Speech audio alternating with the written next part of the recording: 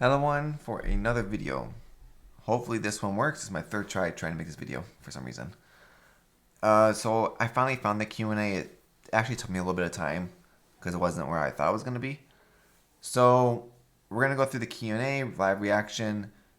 I'm going to say sorry in advance. I did not realize this Q&A is almost an hour long. So this is going to be my longest video uploaded because of this. Uh, yeah, I'm going to say sorry in advance for this video. I know probably a lot of people are not going to watch it because it's an hour, but honestly, I don't blame you. Especially if you already watched the Q&A from Ziggy D and Chris Wilson. But my first time watching it, so I wanted to do a live reaction and make it a little interesting. So let's just get going. Hopefully, this one will actually find out more information about everything. Chris Wilson, once again, good morning, Chris. Hey, how are things going? Very good, very good. You guys always make our day on reveal day. We And work very hard to do that, yeah. a pretty spicy one this time. However, I Oh, do still have to recording, lead so we off passed the better with part. the most important question first before we get into the rest of the Q&A, and that is, were those training dummies the militia using real, or is this just an elaborate bait? We can get It's a troll. Sometimes to fish you need elaborate baits, so I think that's a good analogy there. Maybe next league. I think that might be a vote, Chad. maybe in the next one too. Maybe. I'll keep holding my breath for that one. But welcome back, folks. Please post your questions in the chat for our helpful mods to grab. During this, as always, I have some questions pre-prepared based on my earlier watching of the announcements. You slipped some new stuff in there as well, like such as patch notes coming right after this time as well. So you guys are ready. You guys are ready. Yeah. It really helps having to write up a lot of the patch notes for the balance manifesto in advance. That means there's a lot of other stuff obviously, but it's doable. So early manifesto also means early patch notes. I thought early manifesto meant lots of early nerfs, but only a couple this time around. It also means early development, which is great as well. That is very good. All right, well, we'll kick things off with the new Pinnacle content and Atlas of World changes. That is the big focus of this expansion, a big end game update. And I have to say, the design of the new Eldritch bosses looks awesome, very creepy. Are the Searing Exarch and Eater of Worlds being placed? Where are they being placed in challenge level related to the Maven? Are they above her or below her?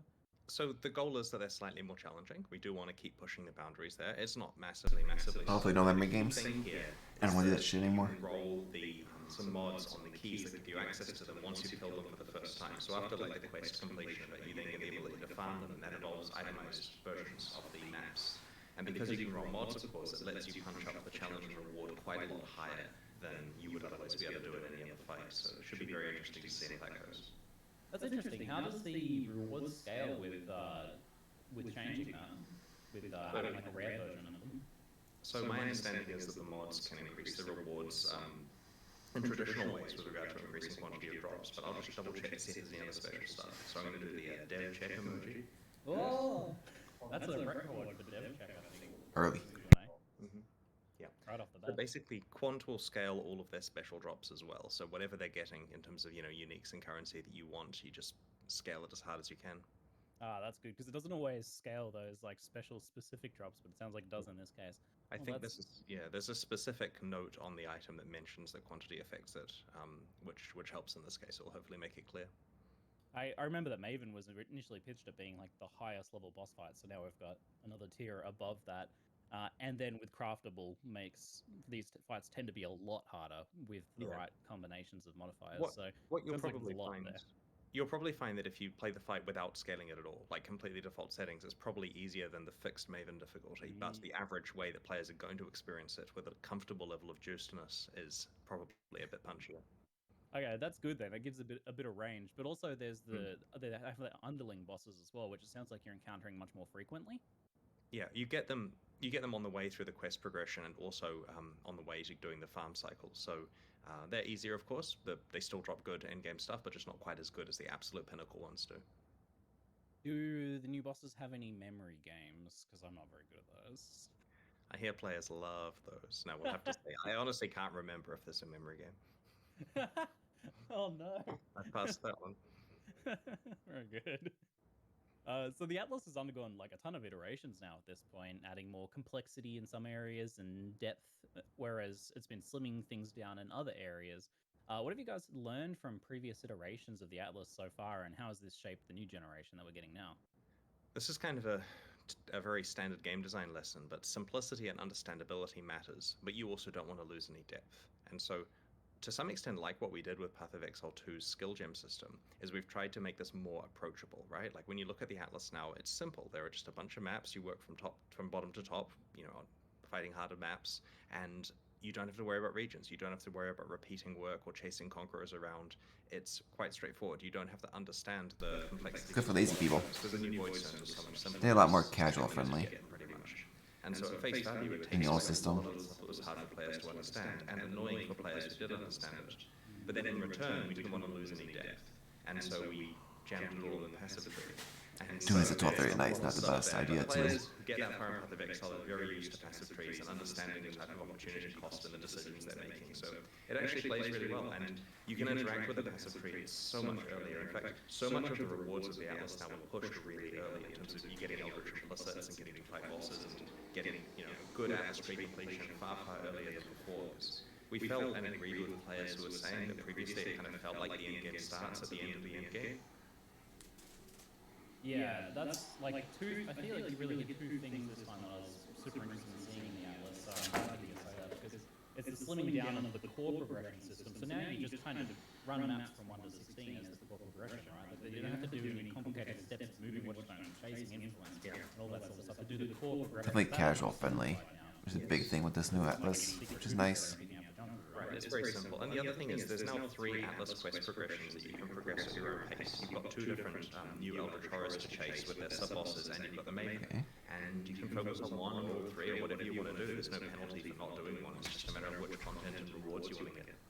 So that's a good question then. Kind of where is Maven's position now in this whole progression system? Because before you had to constantly be witnessing bosses to get unlocked the passives. The passive tree, my understanding is she still gives you some passives, but predominantly those passives come from just completing the bonus objectives on the maps themselves. Like I imagine 100 of us come from those, and then the remaining 17 from boss fights and Maven. So where does she kind of let it sit now? Right, in terms of the passive, so 117 come from completing maps, and then there's an additional 15 bonus points, so 11 from the Maven encounters. So that's her primary purpose there, is giving you a bunch of points. Oh no, not the fear. 5 of them are from the standard invitations, 6 of them are from the invitations that were previously called the Uncharted Realms encounters.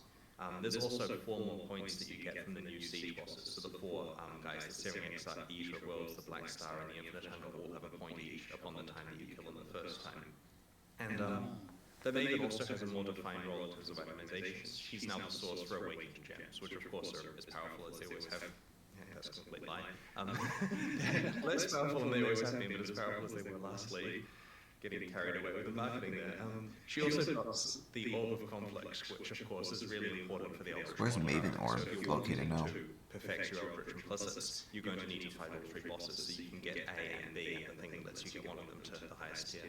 She's like some weird neutral third party then. She drops the Orb of Conflict. She's kind of like overseeing conflict between the others. Well, that's her thing. She wants to witness conflict. It's her. It makes sense. Yeah, we kicked her in the shins a bunch of times, and now her family showed up to wreck us. So that's awesome. Okay, well that answers a bunch of my questions. I really like that shifting the complexity over to the passive tree away from the core progression. Is there much reason to like use Maven witnessing boss fights early on then, or is it mostly just if you want to try and get some of those passives early, or some of those awakening gems potentially?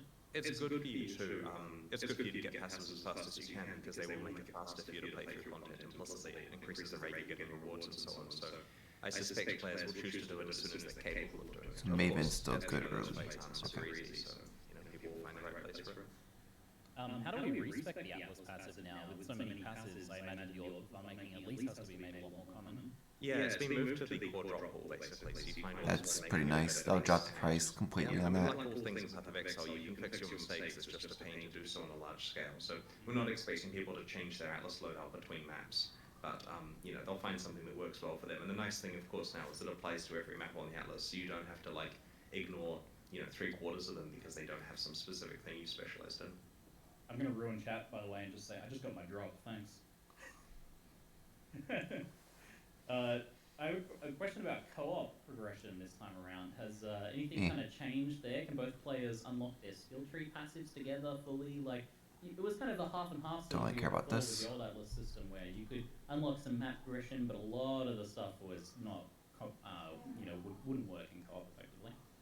My understanding is that all of the stuff, provided you're at the right quest state, all of the quest stuff will unlock for everyone in the party. And of course, if you're in a map when it gets completed, and you normally get bonus completion for that, then you do get the completion here. So, yeah, I'm unaware of any Oh, what a issues cat playing through in is. co-op, and that's something we're trying to be very mindful of. We don't want to, have, cause problems for people who want to play through the entire game as a party, and that even applies to like Arch Nemesis and so on. We're trying to not repeat mistakes from the past where some leagues don't She's work somewhere up in there. co-op. That's very promising. Yeah, you guys have been getting better with co-op implementation of stuff, which is good because I've been co-oping every league right now, so it's good to see that. Do you I see imagine her. that even like boss fights and stuff? That's where will she's unlock hiding. co-op progression? 'Cause Okay. I know some of that stuff has been turned off a little bit in the past because it was potentially usable. Yeah, we have to stop the abuse cases because we don't want a system where, like at the moment, if you want to play Path of Exile alone or with friends who aren't in your instance, just chatting to them while you're playing, this works. You can have a great experience. There's no reason why you absolutely have to bring friends to Path of Exile. Of course, it's good for social reasons. But games that allow abuse get to this situation where you're either kind of forcing yourself to only play when your friends are playing, or sitting there with 6 Path of Exile clients open doing complicated stuff that isn't actually playing the game. And so that's the reason why we curb the abuse there. But where possible, we want to allow it so that it works well for legitimate groups of players. Gotcha. One final question before we move to a couple of your questions on this particular topic area.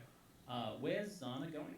Kirek said that she's going into exile, except we're exiles, so shouldn't she be staying with us? We're not going to give any more info on that. Players can hopefully work it out over time. That's why you play the game, right? Find things out. So all will be revealed in the future. More seriously though, like a lot of people like Zana. Is there some potential that we'll be seeing more in the future then? I'm gonna play a bit coy on that one. We'll see. I mean, we're not just gonna forget about it. That's a definite yes, Chan. I I mean, mean, she's a great little plot thing that can be thrown in somewhere. Why would you waste that? All right, you need not say more. All right, we have a couple of viewers from chat. Joe Bobs asks, are Atlas passive allocations per character or account? these are per account, I believe. So we call this per league figured. account, basically. So on your account, you have a separate allocation for hardcore versus the main standard league and so on and so on. Awesome. It's Kusa asks, how will Awakener level work on Cyrus keys? Will it be Awakener 1 difficulty and rewards? Oh, this is a good one for the dev check. Cool. Who dev check? It should be Awakener 8. It's Awakener level 8. Yeah. Okay, The fun one. yeah. She's on That's Mech kind 8 of now. what happened with the recent changes as well, right? Like it shifted upwards like that. May as well have it be hard. Yeah, may as well. Especially now that it's not like core content, it's chase content for you to do later on potentially. Yeah, the Conqueror stuff is pretty optional. That's a good follow-up then. Not Lime this asks, can we witness Conquerors? In all caps, by the way, they're excited about this. Caps, can we witness Conquerors? Yeah, you can. You can? Oh, okay, that's Conqueror interesting. Maven invitation would be pretty cool if there's one. Boss fight then, for Maven. Ooh, okay. What happens to the unique watchstones, Novus asks? Oh, that's true. Yeah, I'm pretty sure we just eradicated. And yeah, Cyrus all loot, watchstones are gone. Cyrus loot table is That garbage, there's no. a couple of things from Cyrus as well. Is there any like buff to his loot drops or anything to compensate, or just Cyrus still has good stuff, right? Eh, he does, sure. Yeah. not much And anymore. Of course, he has good stuff. Cyrus doesn't have much anymore and now. Another question which Yikes. it seems like a lot of currency or bloat. Can you explain? Part of hope, though, should be easy to give him. Solutions this time around. Well, the key thing about currency is that it's tradable. And tradable means that if you do not know how to use it, or you don't have a good opportunity to use it, you're able to trade it to someone else who does better. And so you can get these eldritch orbs and essentially just say, I give up, someone else make my items for me, and trade them and get a direct item you want. You hand someone a pile of this currency, they hand you a finished item, essentially. This is how trade works. I've never thought of trade like that. So, it kind of works. I mean, obviously, the smart thing to do is to do it yourself and make your best items and not have someone else make a profit of it, of course. But for players who do not want to engage in that for whatever reason, they can trade. And it also means if you've got some of one, but you actually want Searing Exarch ones, you can trade them with the other person and so on. We'll transition now into that whole Eldritch crafting topic. But it seems like we're getting a little bit of harvest-esque stuff here, some harvest-inspired things in these Eldritch currencies, particularly with the Chaos Orb, rerolling prefixes or suffixes, annulling prefixes or suffixes, exalting prefixes or suffixes. It's less targeted to some harvest stuff, but it's kind of in that line. So are you guys excited to move in that direction a little bit with this? This is a safe way of us doing it. It lets us have these powerful orbs. I mean, I should emphasize they're not easy to get, right? Like, you know, we're talking like special exalts here that are obviously going to be rarer than regular exalts. And so it's a way that we're pretty comfortable because it does require some manipulation of what you're doing with the tiers of the implicit mods. And, you know, it's baking in a little bit of meta crafting, but done in a much more safe way that's not quite so combinable with other crazy stuff. So we're more comfortable with this. And it's actually quite a lot of fun to craft items this way. Yeah, I get it. You kind of limit tested with harvest. My dream is to like have later you guys add a little step where you can like infuse these orbs with specific target, you know, modifier like fire or something like that by killing a specific high level boss or something like that. But anyway, I'm just excited. Anyways, a couple questions. So are there any risks or major downsides to the new Eldritch implicit crafting system aside from potentially replacing an existing implicit? So like, can you break an item at all? No, there's no way to break an item. We've basically designed it so that as long as you're okay to replace the implicit that's on something, which is what you just hinted at, then it's generally strictly better. You know, I mean, there might be border cases where having a mod on an item is bad for your build because you really don't want to set things on fire or whatever it is, but other than that, you know, it's always helping your item. So this is a big contrast from like corruption and just scourge that we just had. Is this like a progression of the experiments from that system, playing with implicits in this way? So the main goal here is that you're able to progress your implicits at the same time that you're progressing your explicit mods on an item. We didn't want a thing where you have to like craft a finished item and then have a one-shot go at getting implicits like corruption. Nor did we want something where if you find a perfect item on the ground, you're screwed to get the implicits that you want. And so Metacrafters is gonna have a lot of fun. If you find an amazing rare item, you through whatever means you're able to then make it have amazing implicits on it. And you also won't feel bad putting a lesser implicit, like if you just get an orb and put an implicit on it, it makes the item better, and you can totally replace that and upgrade it later. There's no problem as you're playing through maps randomly adding implicits to your items because eventually you can still get the same item into the right place later on. Random clarification, when you use one of the orbs, it lagged out. Tier of the affix, if I'm understanding that correctly, the implicit, does it change what implicit that is, or does it just increase its tier? Yeah, it does re-roll. So there are 4 currency items, and this is super complicated because the word tier, like tier 1 implies the best, right? But when I say higher tier, I'm referring to like tier 1 being the lowest. So we're just going to use clearer language. There are 6 ranks of each mod, 1 through 6. The first one, the lowest one, comes from the lowest currency item. That drops on all maps. And then the second 2 will drop from influenced 2, 3 monsters and influenced maps. And the 4th one, which is the highest you can get from a currency item, drops from the big bosses. There are 2 ranks above that, which cannot be rolled from currency. Those must only be upgraded to with an Orb of Conflict. Whenever you apply one of these orbs to the item, it picks a random mod from the pool and applies it. So you make it something that isn't the one you want. You do have to spam the currency a bit if you were looking for a specific mod. Yeah. But there's no downside to that. It's not corrupting your item, aside from the investment you're making in the item and the ease of trading or finding. I'm glad it's not corrupting to him. It's entirely just a matter of sinking wealth into the item to get exactly what you're wanting. And in return, of course, they're blindingly powerful. But then once you have the mods that you're wanting, the Orb of Conflict will upgrade and lower them. Sure, you may get a lowering you don't want, and that wastes some time or resources, but that mod is then fixed in place as that type that's being upgraded or lowered. So, in practice, it's a pretty fun system to actually play with currency. That's interesting, because that's pretty different to a lot of crafting in Path of Exile, where there's no real lose case where your previous investment in the item is ruined, but rather the only risk is, well, how much do I have to spend to get the thing that I want this time around?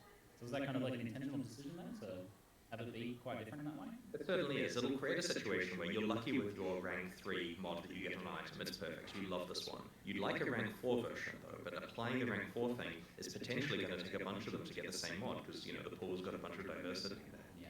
Now, of course, you could use an Orb of Conflict for this. What the pool is. Basically got a 50% chance that you get rank 4 out of it, and so people are going to have to make some decisions. And that's what games are. Decisions. That's what games are. Good games are, I like it. Clicking and decisions. Yeah, clicking and decisions. Can you craft the other implicit plan items as well? No. No, I figured. Okay, That's so, obvious. And it's only for helmets, boots, gloves, body armor, so just Yes, that's pieces. correct.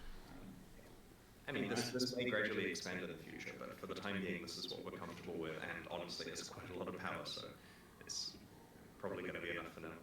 Well, that's a +1 to the chase for rare items in these slots, and on the comparison table between a rare and unique for each slot, has to be considered now, especially since they are like effectively low risk to add some power to an item. So that's really interesting. That's ideally what you want, is that uniques are kind of guaranteed power, and then rares have the potential to be better, and this helps achieve that. So the implicits aren't going to have item level requirements, but we're using them on a low level item affect their like required level. Can these be used for leveling characters? So basically, if you were to put one on a low level item, it punches the required level up to something stratospheric that's in maps, because these are like flat fire damage to all spells. You can't like make them busted It would level clear the items. campaign pretty efficiently otherwise. But what we meant by this is that it can be applied to any eye level item, right? So you could technically apply it to a low level item if you chose to. You just wouldn't be able to use it unless you're on your high character. Yeah, you find like And really nice. rare boots at level 50 or something. You can Yeah, this is like 68 plus or whatever. It's not like, you know, insanity high. Yeah, okay. So that makes sense. I imagine it's like map level 68 required. Got it. Ben the Muffin Man asks, can you get a third implicit by corrupting item that has 2 Eldritch implicits already? My understanding is that corrupting the item will remove the existing implicits and put the random corrupted one on. That's correct. So corrupting items is gonna be worse. So yes, if you want to corrupt an item to get a corruption implicit, you'll lose all your hard work on the Eldritch implicits. But as you mentioned, Eldritch implicits cannot be placed on uniques, and so corruption still has a very valid place there. Got it. Okay. Moving on to Arch Nemesis, the League. Why is it called Arch Nemesis?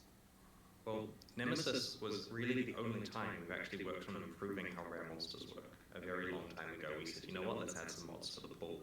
And Arch Nemesis is the second time that we're working on improving rare monsters, and it's also a really cool sounding name. Like, there was no debate when we're having our brainstorming session for names, right? Someone said Arch Nemesis, and people kind of drifted out of the room and started typing it in their documents, and you know what I mean? Like, it just ended at that point.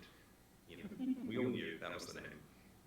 Just decided collaboratively. It is not on the metal band list, but that doesn't mean that it can't be. Yeah, it sounds like it could be. We need people in the community to make metal bands called Arch Nemesis. There probably is one out there for sure, right? There's got to be. It's a solid name. But I was like, so what are the Arch Nemesis monsters there? Because I see there's like a statue, and then there's a rare monster chained to the statue. So the rare monster is the thing we're fighting, not the statue. The statue is the thing we're chained to. Okay. When we spawn an area, we pick a bunch of rares, or adding rares to the area, of course, because we don't want to take the rares away. We basically get some rare monsters from a disparate set of types where possible, so it's a variety of rares that can spawn in that area. Chaining statues, and we spawn more than you need. We want you to be having the ability to do 4, but we don't want a situation where the 4th one is hiding around some corner somewhere you didn't explore. And so we spawn like, I can't remember, that sounds familiar. like 6 of these or something like that. I failed the memory game again. And we spawn like 6 of them so that as you play through the area, you'll probably encounter all 4 without having to backtrack. Only the first That's not a bad idea, but actually. Empowering one of those monsters will let you fight that rare. That was always the problem in Ritual. Have quite a big fight associated with it. Some of those mods do some pretty crazy stuff. That sounds like new tech, kind of, the idea of like having a bunch of spawn points pre-plotted out and then only using the 4 that you come across first, right? Yeah, the level team have been doing some good work over the last few years at having the ability for us to do fun stuff like this. You know, inserting things into levels, having like, you know, the ability That's a smart to idea. have like flow I like graphs of where players can move around the level, and we can predict where will be early in the level versus late in the level to spawn stuff, you know, for like delirium mirrors and so on. It's kind of big because, like you said, it prevents backtracking, which is a big deal, making that like core gameplay loop feel better. Yeah. It's great news. But yes, to answer your question, the Arch Nemesis monster is the petrified rare that's attached to the statue. Okay, I feel like there's some secret with the statue, but I might be reading too much into this. It's just because Arch Nemesis means like the main nemesis. Is my understanding of the definition? I'm kind of wondering who is the main nemesis. It's very simple league. Anyway, It's not bad. I'm just being suspicious. Arch Nemesis modify Google things have their own inventory menu for storage, which is certainly a nice improvement over other similar mechanics of the past. Well done. However, when you click them, do they automatically go straight to that menu since they aren't tradable anyway? That's correct. They automatically go there. You don't need to go through the inventory. We should also talk about clicking here, because We have spent 13 weeks preparing for today, where players are going to say, but these don't auto pick up. Do you not look?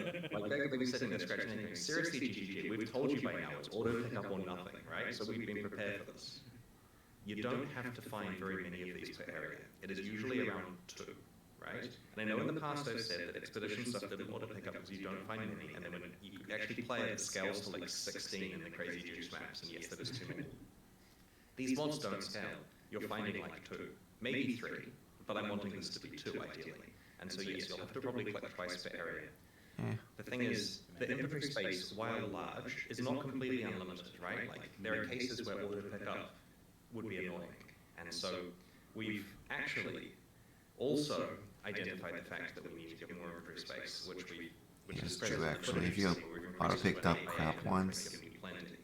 In all of our internal testing until like literally 3 days Why is Prophecy there going? was a 5x5 inventory having this awesome constraint thing when players are like frustrated having to choose what they're carrying around and make decisions, and we love decisions.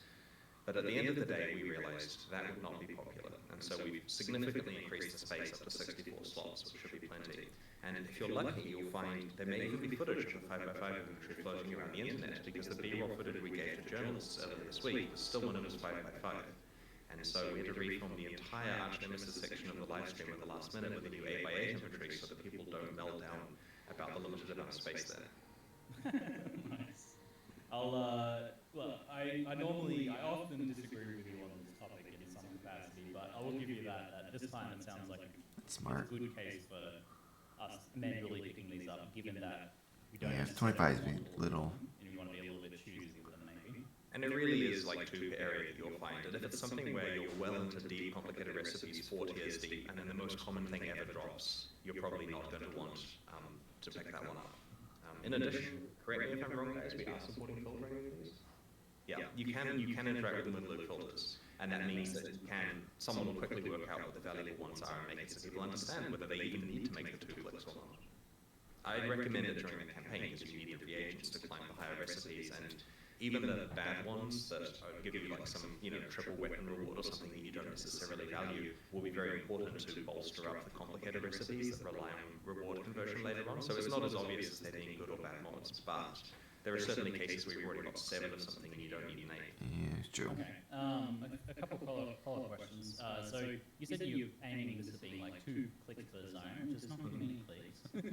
But I noticed that you need to spend 4 of them per zone. How's the economy of that work out? Do you intend to do multiple ways to produce them? You're going to want to save up for recipes and have a plan. So if you have completed One who's gonna saw the recipes first. My guess Grimro. statues in an area, some of the recipes have up to 4 components, some of the I say recipes have just 2. There are cases where you're not... Before the first week's completing over, recipes, Grimro will you're have all the spending recipes because known. You may as well, or you want to, you come up with some cool reward combination. But generally speaking, you don't... When you're playing through, you don't necessarily feel the need to want to juice out every single statue that you find. You're doing it often enough, like every second area you'll probably do a very complicated fight. And for some players, they'll spend their 2 in every area if they're doing simple recipes. But yeah, you certainly... It's okay to find one where you don't have a mod in order to unlock it. Be right back.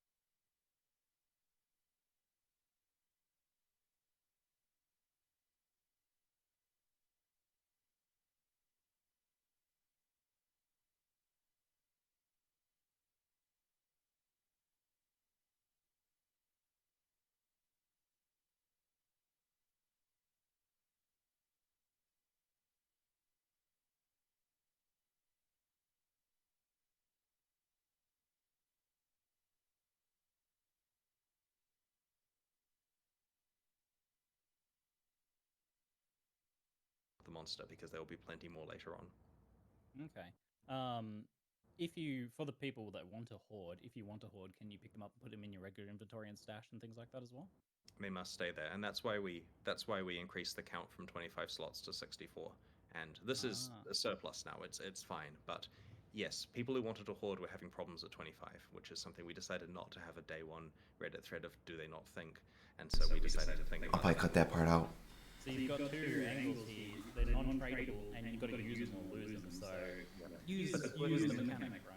This isn't clear from the footage because we're still working on the UI for it, but they do have levels that affect the item you get out. You know, when you're getting like beasts and bestiary, and the item level of the output is related to the inputs and that kind of stuff, it's the same here. If you find one in the mudflats as you're playing through the campaign, and you think, I'm going to be smart and save that for maps, because that's going to be a component when I get really good uniques or something. No, it's locked at being relatively low levels, so you want to be spending them throughout the campaign as you go. Now, we're doing a bunch of stuff to be permissive with levels there, so if you find something in Act 1 and you spend it in late Act 1 or early Act 2, it's still, impactful. Like, we're giving some level grace there, but at the same time, the intention isn't that you just pick up a bunch through the campaign. When you hit maps, you've got 64 reagents, good to go for the good rewards. And so because of that, yes, you do want to be using them or losing them pretty much. Alright, okay. Is there much point to killing the Ash Nemesis without modifiers? Do they still have their own kind of like set rewards, or is it just kind of basic as killing a rare normally? You can only release the monster attached to the statue by expending a reward. So you have to use Also, it. you may choose to expend spare rewards, just releasing monsters and getting the stuff from them. Like, I find a thing that gives me a currency reward. If it's not part of my master plan, I should probably pick it up and just use it on the next statue so I get a fight and get some rewards. But you can't just tag the rares and fight them without giving them a property. Oh wow, so it really is potentially an every other map sort of situation, or stockpile for a while and then blast them for 10 maps. A lot of, because you're getting around 2 per area, a lot of fights are totally fine with 2. Like, that's what you're kind of wanting to do. So you may, playing the default way, get to have a fight in every area, but you'll also find situations where you want to build up to 4. There's also the thing where we don't just assume that players can handle a 4 fight, right? Like, that's quite tricky. You want to have a look at what type of monster it is. Maybe if you have a 4 fight that you want to do, it's better to put it on something small like a squid or something like that, rather than necessarily a big beast or whatever. I think with all the 4 heads in chat, everyone can handle the 4 fight, but we'll see. Sorry. It's funny to put on bosses. Recipes to produce more dangerous mods. Do you have a way of like discovering / tracking this recipe system at all, or is it kind of like a look up POEDB list or chart someone's made? So we have a hinting system in the inventory where if, and this isn't shown in the footage, I should add, but this is in there now. If you have a complete recipe that you can just do, then there is a subtle shader effect on those things to say this is a component of a recipe. Okay, that's and once nice. you put some in the window, then the remaining ones for that recipe have the shader effect on them. And the shader effect is more significant if the recipe is a larger, more important, valuable recipe. Okay. And so basically, as long as you just say, oh, I've got some stuff I can do, you'll work out what the recipes are. Like, that system then basically tells them to you without explicitly saying this plus this plus this in a UI somewhere. And so it'll be pretty obvious what recipes you can complete. The goal is not that these are like hidden rune words where where the community spends weeks working them all out. Like, they'll get them in the first day or 2. It's going to be, many people will be able to look at the wiki to get the list if they want, but you won't need to if you just have an okay memory and look at what the UI clues tell you. That's actually really nice. How much impact on reward does the fused modifiers have? It seems like it makes them potentially quite a lot harder. Right, so a lot of the better rewards, the ones that do interesting conversion, come from the higher tier ones. So an example is Innocence Touch that was in the presentation, right? So that's the pinnacle of like up 4 or 5 tiers of reward combinations. It's hard to get to, that's the thing that you put together by maps and only get to do occasionally. And that does some really interesting reward conversion. So you could just get Innocence Touch and then fight it and get those rewards, but you'll realize that juicing Innocence Touch with 3 other mods, A, makes it really blindingly difficult, and B, gives you a giant pile of juice rewards that are all like, exponentially combinatorial with the other mods that you've chosen. Well, that does answer my next question as well, then, that you can potentially recipe together already recipe things going up tiers of modifiers. So it sounds like that goes like 40 or something. To some extent, we've understated the recipe part of it, because the recipe climbing is what the whole league is meant to be about. Except that a lot of the fun is just doing the fights and combining stuff in your own recipes. Like, to some extent, the make your own reward combinations, because the design team put together a really interesting conversion, to some extent that took over from the official recipes, just because there's so much cool stuff people can discover there. So, yeah, there's kind of 2 ways of getting good rewards from the league. Are you worried that this will be a bit Talisman-esque in the end then? Because that was kind of a similar concept with Talisman, but it didn't work out so well in the end. I think this is significantly more rewarding. That's fair. Yeah. That's, I didn't play Talisman we League. a lot of work for just the Talisman in that case. Is there like a substantial visual difference between the good recipe ones that you've made versus just the regular ones? Because I'm wondering if we're just kind of mapping on the fly and just tossing ones in, getting random recipes out, but saving the recipes, is that like easy to do? The items themselves look more elaborate if they're higher tier ones. It'll be pretty obvious from the properties of it, and when you're fighting it, you'll certainly know that's an impactful boss thing. And you know, it basically just all scales up. Like it'll be pretty obvious which ones are good. Okay. Maybe color or something. How does Arch Nemesis work in parties, the League side of things? That's actually interesting. So- Question. The map owner, who's like the person who's controlling the area, gets the core Arch Nemesis mod drops, and we're very careful to try to get this to be about 2 per area. The supplementary party members will also receive their own drops, and it has their own system of trying to force it so that they're not getting too many per area, but they're still getting some. So there's a system there where players are all receiving drops as they play through to accumulate their own mods. Now, in an area, any of the players can do a recipe, but it's locked so that once you put mods in it, that player who put the mods in must be the person who puts the remaining mods in. This prevents a TFT-style backdoor complicated trade system that would completely change how the League plays intentionally, but it also means that the rewards go to the person who put the mods in, right? So if you and I are playing and we've accumulated a bunch of stuff, and in this area I want to complete my recipe, so I stick my mods in, you can't help me by putting any of yours in to complete it early, and then I get the rewards from that because it was my recipe.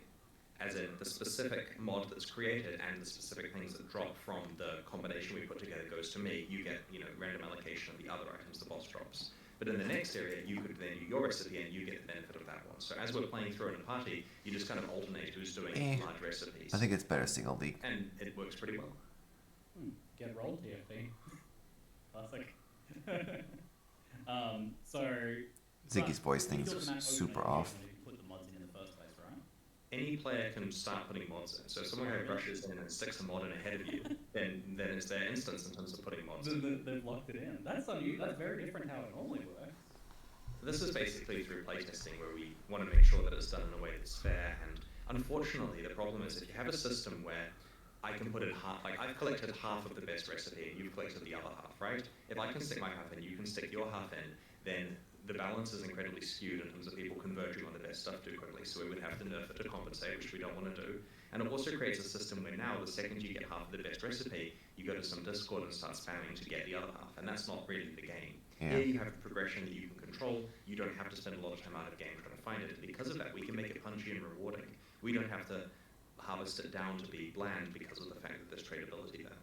Well, this is fantastic. I like that, from a party actually. play perspective, because I can, if I'm opening all the maps, which is usually how we run it, then I can put all mine in, run mine, and then my partner can collect up a bunch of mods, and then I can open a map later in the future, and they can start putting in some mods without having to dance to their hideout and put in their map and stuff like that. I like that, actually. It's a good idea. The only concern is if you want to put stuff in that instance, and they also want to use that instance to put stuff in, then you have to kind of choose who's going to do it. And that's a race to who puts the first one in. But to be completely honest, there are more maps, right? Like, you know. There's always another map, but yes, like all There is things always in life, proper communication with your partner is very important. Communicate. I like that, actually. It's a really smart idea on their end. Can you search the Arch Nemesis inventory? Is there a search bar? I can see that being a requested feature. Like as in you type in part of the name. Yeah. It's a reasonable suggestion. It hasn't come up. Like, you know, it wasn't a big issue because I think that by the time because you can control where they go, you take your good ones and you put them in the corner, and you know what I mean, that kind of thing. So you kind of do understand where your stuff is, but I don't see any harm in adding a search bar, right? Like we're not philosophically opposed. It may already be done. In fact, there may be someone watching this going, I should do that. But you know, some UX designers like he doesn't see the harm in it. Or they're thinking it's been in for 4 weeks. What is this guy doing? Okay, we'll see. There search bars? Is there a highlighting thing for the Arch Nemesis? There wasn't last time I checked. Yeah, okay. We don't think so. The memory gap again. I just made more work for someone. Sorry. HMS Sin asks, can Headhunters steal the Arch Nemesis monster's unique modifiers? Oh no. That's a great question. I remember God. we discussed. Can Headhunters steal the mods?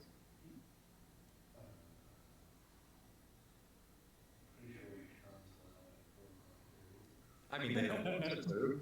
You just fixed a bug. It may already be handled, but there were some blank stares from... Oh. Oh, getting a call in time. You got a week.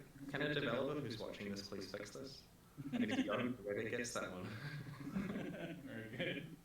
All right, we have a few other random questions, and then a bunch more questions from the community. Good job, mods. Okay, so I noticed that there are no new skills revealed this time. That's true, actually. You weren't supposed to notice. No, it's like that. There's really no new skills this We week. had 13 development weeks for this expansion, and we had a lot of scope. Like, this was one of the big endgame ones with a league that we needed to make, and it just didn't make the scope, right? And we also felt that the game actually has quite a lot of skills, and by buffing to significant archetypes so extensively, like we just literally took... That's actually interesting, no skills this league. To them. This is kind of combined with the new Eldritch implicits that have a lot of build enabling stuff. We're not worried about the game having nothing for people to do. It's a resourcing issue, and pretty much the fact that this isn't, there's going to be plenty of new builds for people to play. Well, yeah, I can imagine some people are going to be disappointed because a lot of people do specifically want to always play the new skills. But I was speaking to Vex a little bit about this earlier. She was saying like our dev resource budget for making a new skill and getting it in is actually quite high. So it is kind of like a costing decision there. It certainly is. So it's mostly, we'd rather do this expansion well than make a few skills. And to be honest, like, the number of players who want to specifically play the new skills as a matter of course is only like a small portion of the player base. I'd rather make content for 100% than for like 7% or whatever. But, obviously will be, skills added to the game in the future.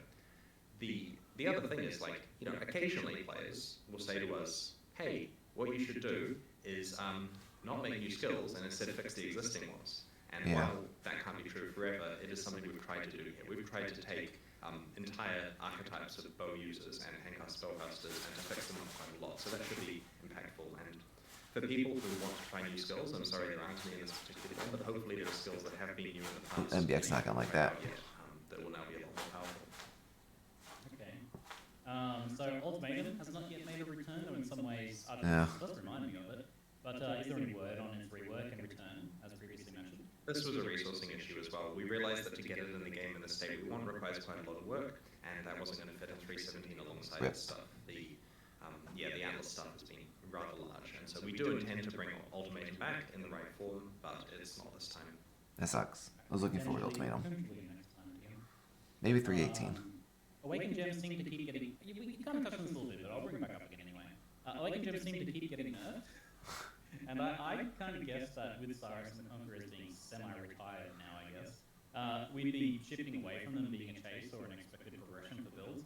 But it seems now that they've been made a drop from the Maven boss fights, they're staying core, somewhat at least. How do you guys feel about Awakened Gems in general, and what's the goal with them? We see them as core, and we think they benefit many builds. In fact, we wish there were more of them that would benefit more builds. Like, it would be nice if there were Awakened support gems for literally everyone.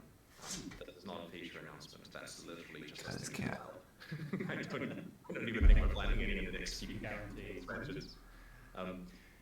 We think it's important for you to have something that you can get from the Maven that will help improve your late game damage. The boss fights are hard, right? Like, you need this, it's punchy.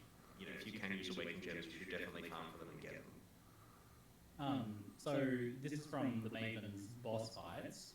The Maven boss fight as well? Does she get like a high chance to drop one or something? I'm going to dev check that. It's like 9. Awakened gems, are they from the Maven boss fight herself or from the other implementations?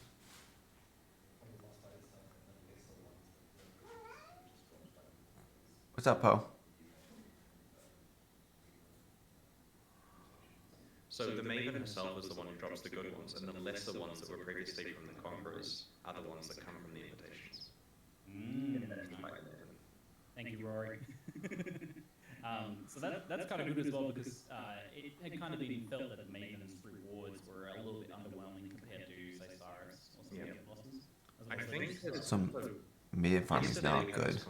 In fact, I shouldn't be saying stuff like this. We're reading some drafts of questions that we may be asked, right? Doing our prep for this. And we get to this exact point of what are we doing about Maven rewards with regard to, is the Awakened gem sufficient?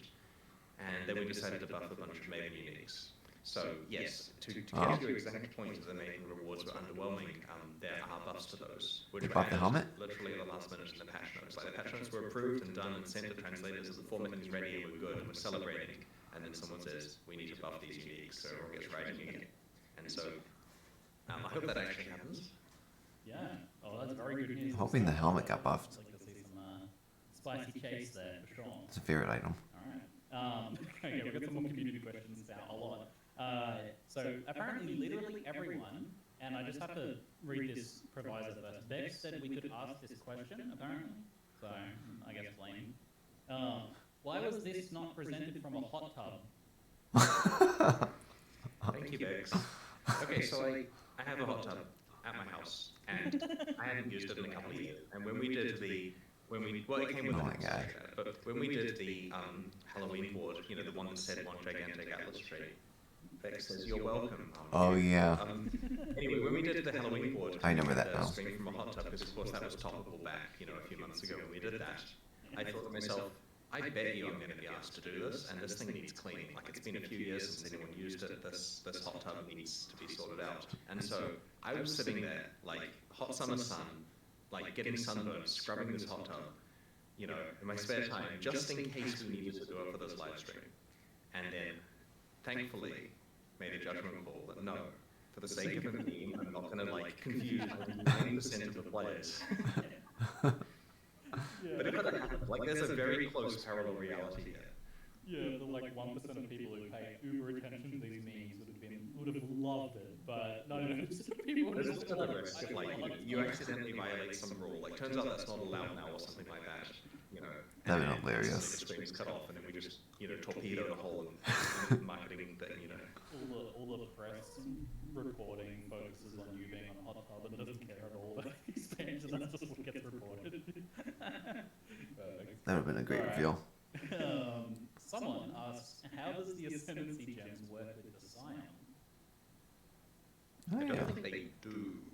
The Ascendancy rules the Scion. Oh, it does? You guys are smart. How does it work?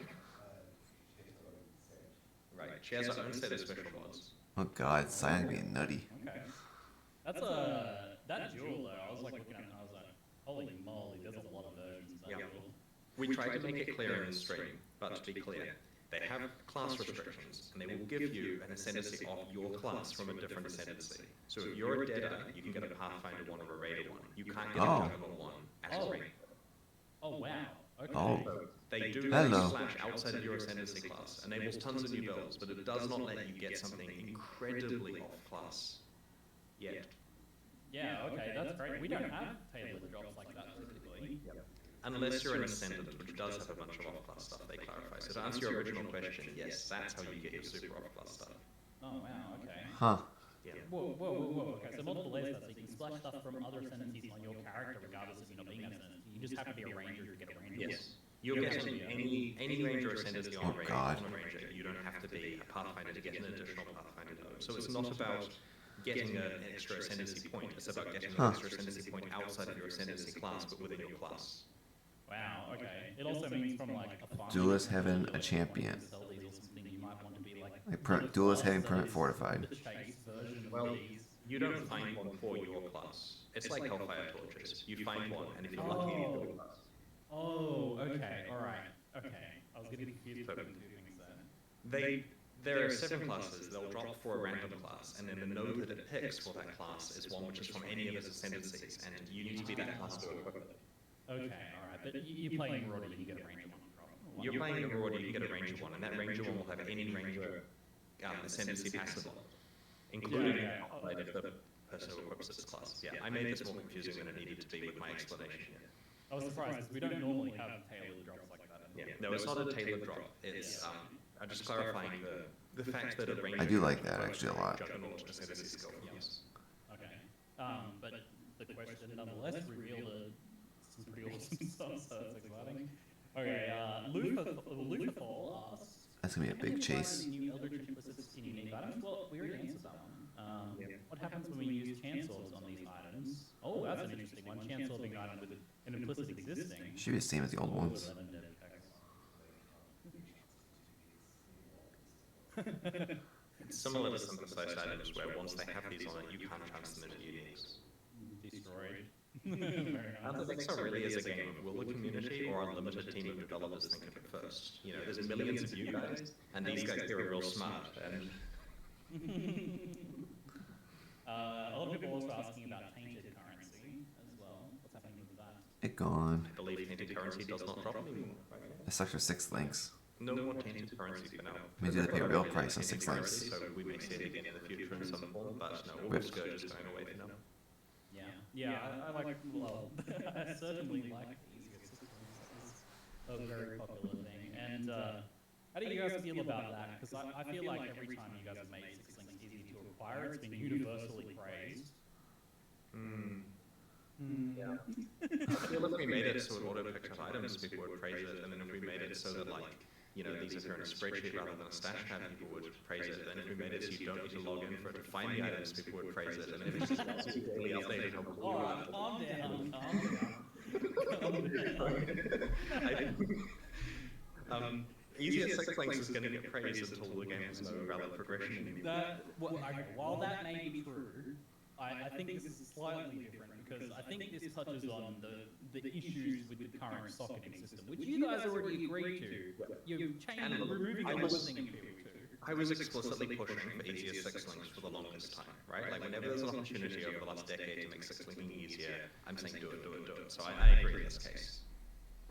Partly because 6 linked items are going away in POE2, and now it's a matter of 6 linked gems. And Yeah, I figured you know it's going away soon. Why not just give everyone their 6 links pretty easily? Yeah. So much nicer, but anyway. Okay. Alright. Should be getting towards the end of this, actually. Would it be possible to color the new implicit text according to the mod, Eldritch Blue text, and the other one red? Accessibility feature request. you can press Alt to see more information, and that way the item looks normal and easily readable, and you tap Alt and you get a overload of stuff. Okay, alright. We are putting it on the advanced mod description stuff, right? Yeah. Which one was on the top, do you remember? There is an order, we'll check it. Yeah. It's likely the cleansing, it's likely the Syrian Exarch is on the top. We'll find out though. So, it's also worth noting we've removed the option for advanced mod hovers. Now it's just mandatory. Finally. For some reason, this is a thing we added with the default of off. So a new player installs the game, presses Alt, Yep. doesn't get stuff. Happened to me all So the that's time. definitely just on with the option removed now. So anyone who did that for some reason, it's mandatory. Yeah, as a streamer, you often have to be like, why don't I get that text? Okay, and here's an amazing thing for our international players. In this release, when you press Alt while looking at an item, it will show the unique name and base type in English in brackets, and so you can Google for them. So, I mean, I guess if you were having problems with this, you probably can't understand this. But anyway, someone please tell the international players that you can now see what the items are. And this is really important for builds. Like, imagine you're playing the game in a language and you struggle with English, and you find a cool unique, and you're looking at, say, the Russian name for it, and you Google for it to find out what build to play. You won't find the English build guides, whereas now you can find the English one. We've also added experimental support, like an early version of Japanese for testing. I forget the instructions of how to enable it. It might just be, I think you have to go / language Japanese on the command line, but if anyone would like to give us some feedback on that, we'll be opening a forum. It's not finished yet, like this is just the baseline kind of, quarter of it done or something like that, and we'll ideally get that done over the next months to a year. Small improvements. Awesome. Well, that's awesome stuff to hear. Yeah, I can say that will be really helpful as well.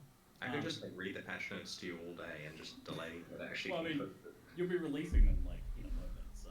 Yes. Alright. I think this is the end. Cyclops Fear asks, will a Blessed Orb then re-roll the numbers on both Eldritch Implicits at the same time, or only one of them, or any of them, I'll add? Blessed Orbs and Eldritch Implicits. Should do both. Ranges? Most of them won't. Oh. Yeah, so a lot of Eldritch Implicits do not have explicit ranges for the implicits Okay. on them because they have 6 different ranks instead. And if they do have ranges, does Blessed Orb reroll them? If we have any of them that do it, like, Right. confirm that we do have it. Yeah. So it will work if there are any, we just can't think of any that currently have ranges. Okay. There's a two-part question here from Major Influx. Since there's no more unique watchstones to give +1 zone level, is there any way to get like higher level maps, like 85 and whatnot? Ooh, that's a good question. Unique watchstones would add to the map level before, like to increase the area level of the area. Are there any ways to do that now? That would actually be pretty bad if they get rid of that. Yeah, there's an Atlas passive for unique maps, but currently no. Ooh. Okay, so that kind of maybe answers the other question then, if there's any way to get item level 85 ritual helmets. So that kind of, I guess, kills that as well. That's needed then, not at the moment, sorry. Wow, so no more It's worth 85 noting ritual that helmets. Our intention here is to continue to evolve this new endgame system in subsequent expansions. Like, the previous era of dropping an entirely new endgame every year may not necessarily happen a year from now. I mean, the goal basically is to continue working on this one because we like it and try to incrementally improve it in each expansion rather than dropping it. I think every 2 years is actually pretty good for an endgame atlas. Give people a lot more to work towards in the endgame with each league, as opposed to just seeing the league content and trying out a couple of new builds. We actually give them some new stuff to do in the endgame as well. I think that's smarter. There was a lot of talk about, like, well, there's major damage buffs for hand casting and bow builds, but totally not at work. 64 asks, will there be any changes regarding mobility and defense options for hand casters? We did a massive defense buff in one of the recent expansions, and as you'll notice, we didn't nerf any of that. So, well, I don't know, maybe we did, but I don't think we nerfed any. Spell suppression, there's no way that lived. No, the answer is we don't have any improvements in this expansion beyond. I'll be surprised spell suppression got untouched. The full patch notes are coming out very soon, so there may be bits and pieces that I'm unaware of, but yeah, you've heard the majority of that stuff that affects that. All right. Shane Finale asks, is Elevated Nemesis also removed from the game? He said only Awakened Nemesis specifically in the video. I don't actually know what that means. Huh? Referring to Sextants, maybe? Sorry, you said Awakened Nemesis? An Elevated Nemesis? This Elevated Nemesis, Nem 4, chat's typing. What does that mean? Am I missing something? The Elevated Sexton does not give that modern name. Ah, okay. So Nem 3 and Nem 4 are both gone. Alright. Rip you people. Like to farm that. Quest tracking help guide us through the new Atlas and bosses? I believe it will do, right? New Atlas quests. Does it have a quest tracker? Yep. I think we're getting the wrap things up signal, so I'll ask a big question. 15 minutes. Reports on hard mode? It was said to be happening Eh, early to mid. who cares about this? Is that still the case? We really expect hard mode to be in some form of early testing before the next live stream.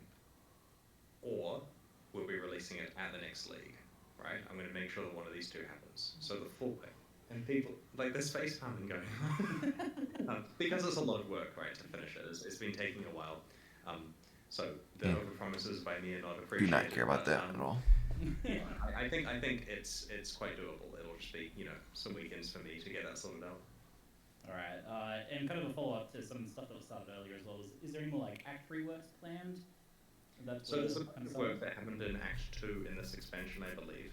I actually did get it done. But it's not as extensive as the Act 1 stuff that we did before. Can you clarify? Yeah, resourcing basically is that us revamping the earlier acts is like the last thing on the list of things we want to get. I mean, we want to get to it, but it gets pushed out each time relatively easily. So, yeah, no, it's Act 2, no change. Alright, and also people also just want to know if there's any like POE Mobile or POE 2 news as well that they can like keep an eye out for.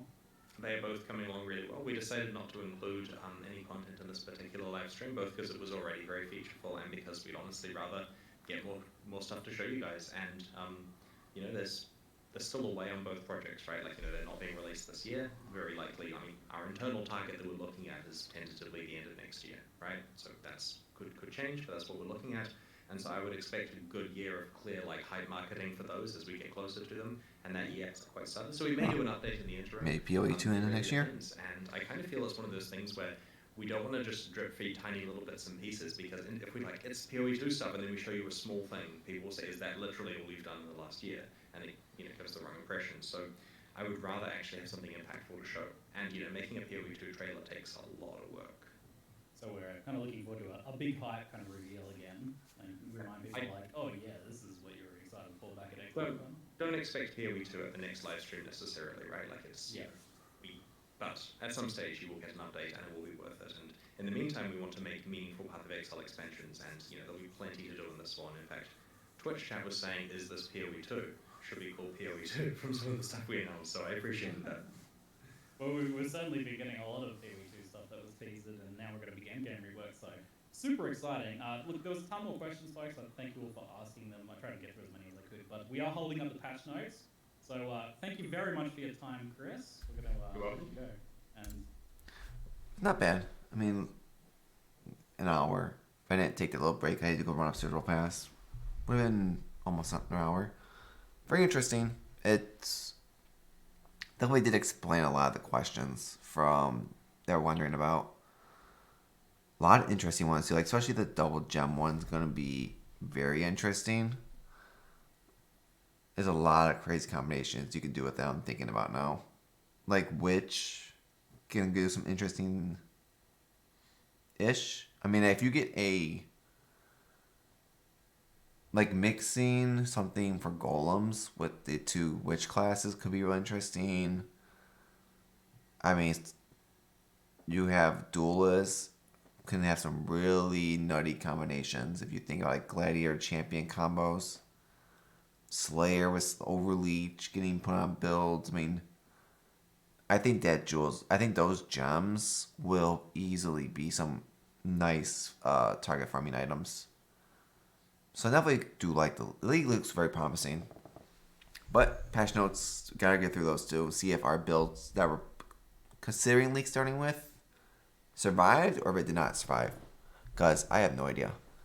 But hope everyone liked the video. Please subscribe down below. Try to go through patch notes next. That's probably gonna be another long video. But we'll see from there. So hope everyone liked the video. Hope to see everyone on the next one.